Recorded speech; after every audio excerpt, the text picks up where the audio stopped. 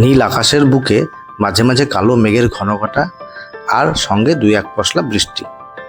আর তারই মাঝে রয়েছে সূর্যি মামার মাঝে মাঝে উঁকি মারা। সুবিশাল মা গঙ্গার শান্ত স্নিগ্ধ হাওয়া, যা আপনার মনকে করে দেবে সতেজ এবং আনন্দময়।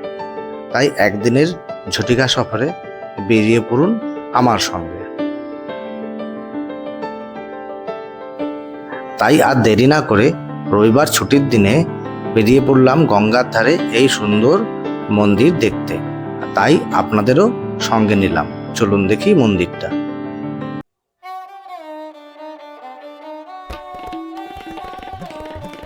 দেখুন এই মন্দিরের সৌন্দর্য,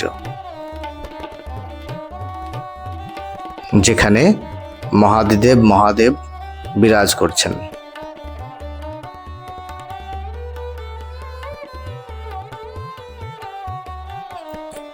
রয়েছে মহাদেবের 51 ফুট সুউচ্চ মূর্তি, যা গঙ্গার পাশেই অবস্থিত।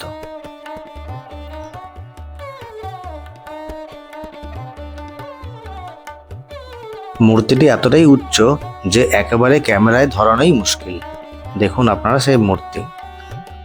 আর এখানেই রয়েছে আমাদের দ্বাদশ জ্যোতির্লিঙ্গ।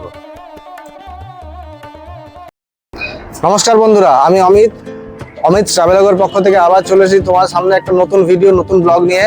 আমি এখন আছি হাওড়ার শালকিয়াতে, যেটা হচ্ছে নয়া মন্দির বা শেঠ বংশীধর জালান স্মৃতি মন্দির, বা এটার আরেকটা নামও আছে। এই মন্দিরটার আরেকটা নাম আছে, সেটা হচ্ছে বঙ্গেশ্বর মহাদেব মন্দির।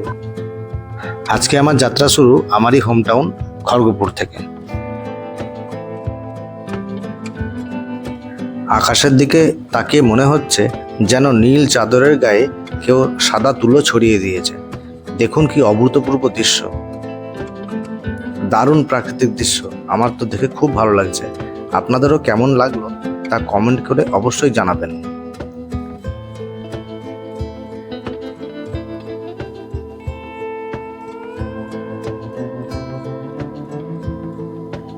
আকাশের দিকে যতই দেখছি ততই অবাক হচ্ছি। প্রকৃতির কি রূপ, কি সৌন্দর্য, দেখুন আপনারাও।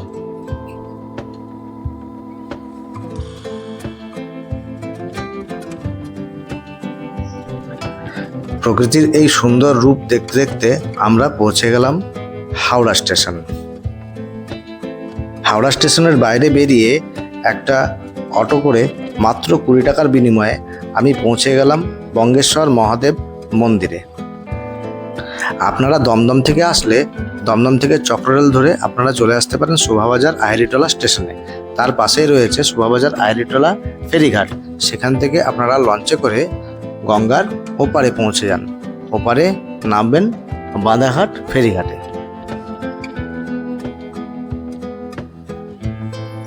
বাঁধাঘাট ফেরিঘাট থেকে মাত্র 2 মিনিটের হাঁটা পথ, তাহলেই আপনারা পৌঁছে যাবেন বঙ্গেশ্বর মহাদেব মন্দিরে বা নয়া মন্দিরে।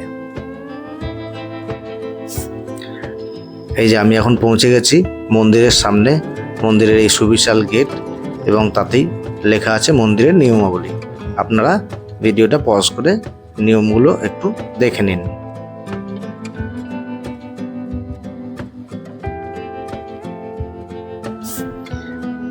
মন্দিরের মূল প্রবেশদ্বার দিয়ে প্রবেশ করতেই আমরা সামনে দেখতে পেলাম একটা বড় পার্কিং এরিয়া।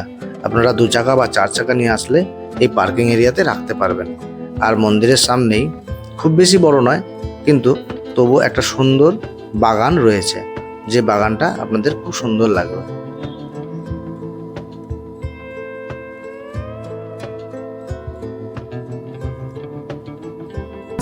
মূল মন্দিরের পাশেই, মূল মন্দিরের ভেতরে আছে ভোলে বাবার শিবলিঙ্গ, এবং এই মন্দিরের যে প্রধান আকর্ষণ সেটা হচ্ছে 51 ফুট ভোলে বাবার দাঁড়ানো অবস্থায় স্ট্যাচু, এবং এর পাশে রয়েছে 12 জ্যোতির্লিঙ্গ। আমাদের দেশের বিভিন্ন জায়গায় যে 12টা জ্যোতির্লিঙ্গ আছে, সেটা এক জায়গাতেই আপনারা সবাই দেখতে পাবেন। আপনাদের দেখাবে। আর আমার ভিডিও ভালো লাগলে অবশ্যই আমার চ্যানেলটাকে সাবস্ক্রাইব করে দেবেন। আর এই যে আপনারা দেখছেন নন্দী মহারাজকে, ঠিক ভোলে বাবার সামনেই সবসময় বিরাজমান থাকেন। এই যে ভোলে বাবা। মন্দিরের ভেতরে শিব পুজো চলছে। আপনারা অন্যান্য সময় আসলে দেখতে পাবেন এই শিবলিঙ্গের ওপর রূপোর কভার পরানো আছে। অ্যাকচুয়ালি অনেকে মনে করেন এটা রূপোর, তা কিন্তু নয়, এটা পাথরেরই শিবলিঙ্গ। আসুন এবার মন্দিরের অন্যান্য ঠাকুরের দর্শনও আপনাদের করাই। এই যে সামনে দেখতে পাচ্ছেন রামজি, সীতামাতা, লক্ষ্মণজি এবং হনুমানজি।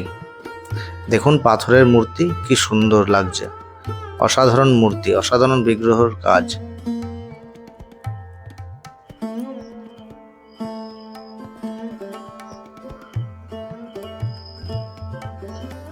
এর পাশেই রয়েছে দেখুন রাধা মাধবজি, দেখুন কি সুন্দর বিগ্রহ।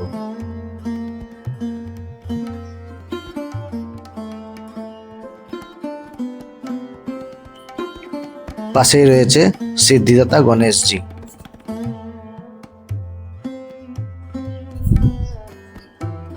এবার আপনারা দেখছেন লক্ষ্মীনারায়ণের বিগ্রহ।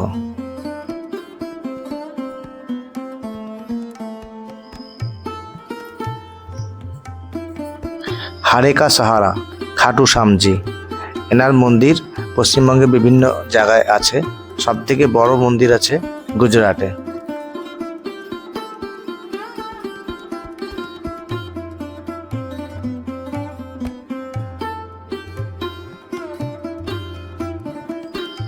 এই যে সুবিশাল 51 ফুট উঁচু মহাদেবের মূর্তি, দেখুন আমি একটু জুম করে আপনাদের দেখানোর চেষ্টা করছি।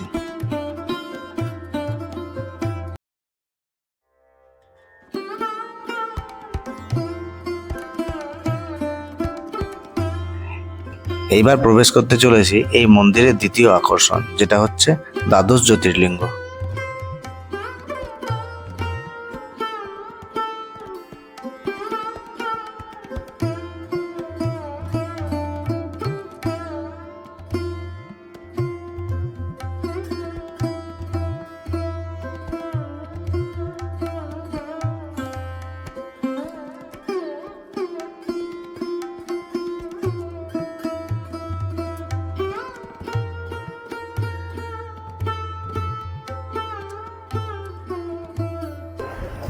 দেশের বিভিন্ন জায়গায় ছড়িয়ে রয়েছে যে দ্বাদশ জ্যোতির্লিঙ্গ বা 12টা যে জ্যোতির্লিঙ্গ আছে, একটা একটা করে আপনাদের দর্শন করাই, আপনারা দেখতে থাকুন।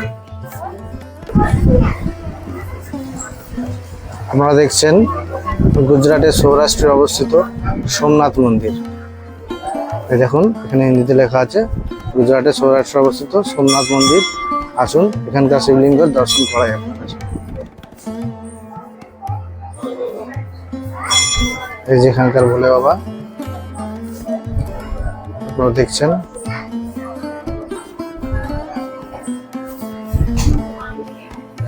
এরপর মহাকালেশ্বর মধ্যপ্রদেশে অবস্থিত, মধ্যপ্রদেশের উজ্জয়নে অবস্থিত মহাকালেশ্বর। এই যে মহাকালেশ্বর মন্দির দেখুন, ঠিক ওই রকম আদলেই তৈরি করা হয়েছে। প্রত্যেকটা জ্যোতির্লিঙ্গ যে মন্দির দেখছেন আপনারা, প্রত্যেকটাই একই রকম দেখতে। অরিজিনালি যে মন্দিরগুলো সেগুলো একই রকম দেখতে। এই যে মহাকালেশ্বরের ভোলে বাবা, আমাদের কলকাতাতেও বিরাজ করছে, এরকম ভাবেই তৈরি করা হয়েছে। এরপর আপনারা দেখছেন মল্লিকার্জুন, অন্ধ্রপ্রদেশে অবস্থিত। এই যে লেখা আছে দেখুন, অন্ধ্রপ্রদেশ में कृष्णा नदी के तट पर অবস্থিত। এই দেখুন প্রত্যেকটা শিবলিঙ্গ কাঁচের মধ্যে রাখা হয়েছে, যার জন্য রিফ্লেকশনটা পড়ছে অনেকেরই। তবু আপনারা দেখুন, আপনাদের ভালো লাগবে।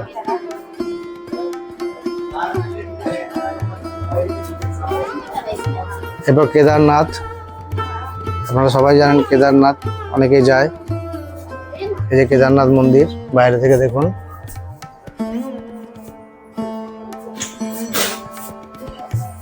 এই যে কেদারনাথ মন্দিরের ভগবানকে দর্শন করুন, ভোলে বাবা।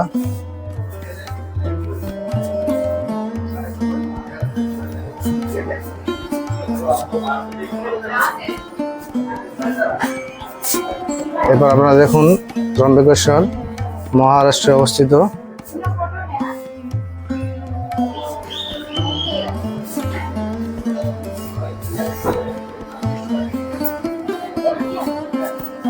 আর ওখানকার মন্দির অনেকটা এরকম।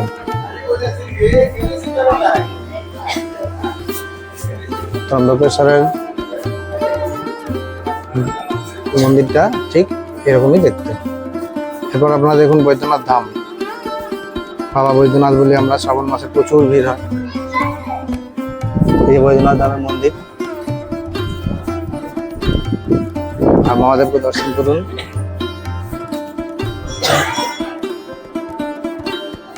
এই যে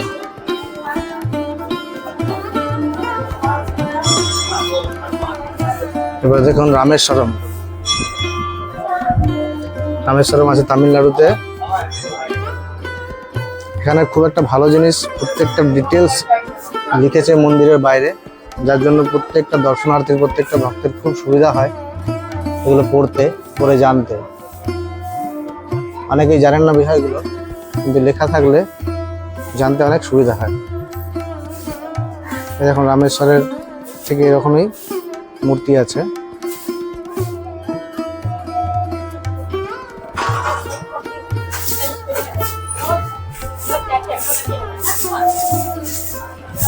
এরপর আমরা দেখে নেব নাগেশ্বর, গুজরাটে অবস্থিত।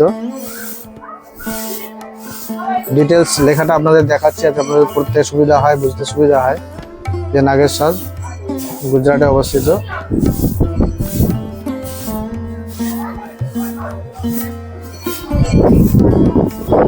তারপরে হচ্ছে ভীমশঙ্কর। ভীমশঙ্কর বা অনেকে ভীমাশঙ্কর বলে, মহারাষ্ট্রে অবস্থিত।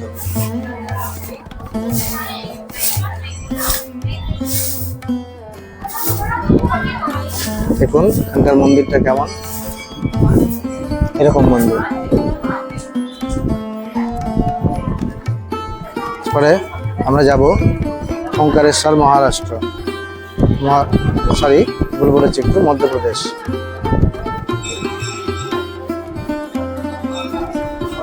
এই যে ওঙ্কারেশ্বরের মহাদেবের মূর্তি বা শিবলিঙ্গ।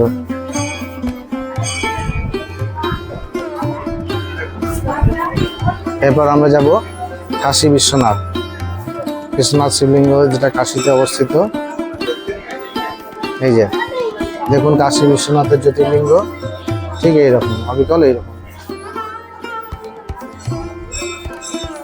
কাশী বিশ্বনাথের মন্দিরটাও দেখুন, নতুন কলেবরে তৈরি করা হয়েছিল, ঠিক এইরকম।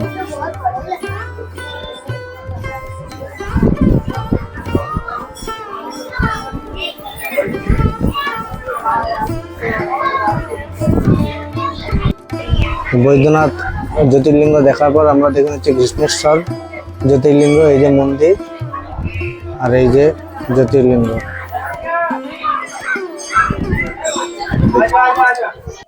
মন্দির দর্শন হয়ে যাওয়ার পর ভোলে বাবাকে প্রণাম করে আমরা রওনা দিলাম বাড়ির উদ্দেশ্যে। তাই বাঁধাঘাটে চলে আসলাম লঞ্চ ধরার জন্য। সামনেই দাঁড়িয়ে আছে আইরিটোলা যাওয়ার লঞ্চ, যেই লঞ্চে করে আমরা পৌঁছে যাব গঙ্গার ওপারে।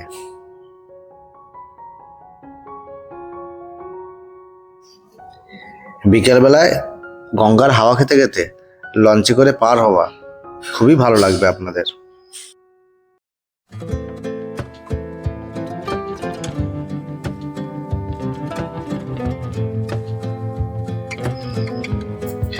লঞ্চে করে পার হওয়ার সময় দেখুন আপনাদের দেখাই গঙ্গার ধারে এই মন্দির, যেই মন্দিরে আমরা গিয়েছিলাম।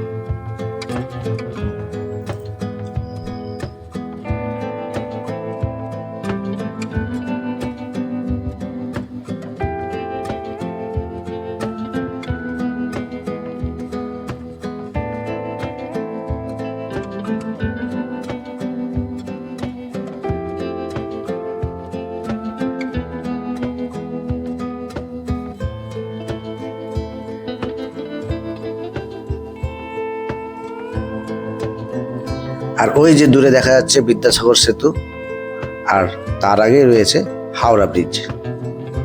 দেখুন কি সুন্দর লাগছে, অসাধারণ সেই দৃশ্য।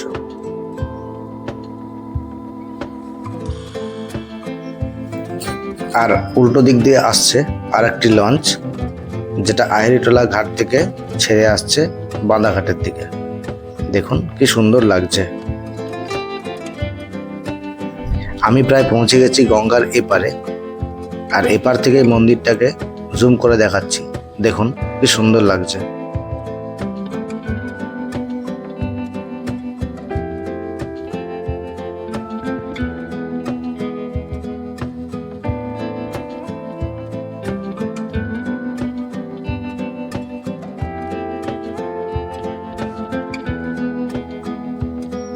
পৌঁছে গেলাম আহেরিটোলা লঞ্চ ঘাটে।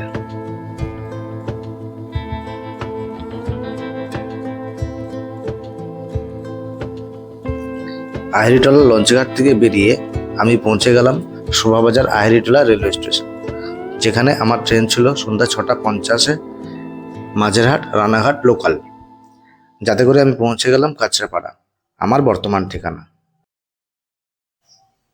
আমার ভিডিওটি সম্পূর্ণ দেখার জন্য আপনাদের অসংখ্য অসংখ্য ধন্যবাদ।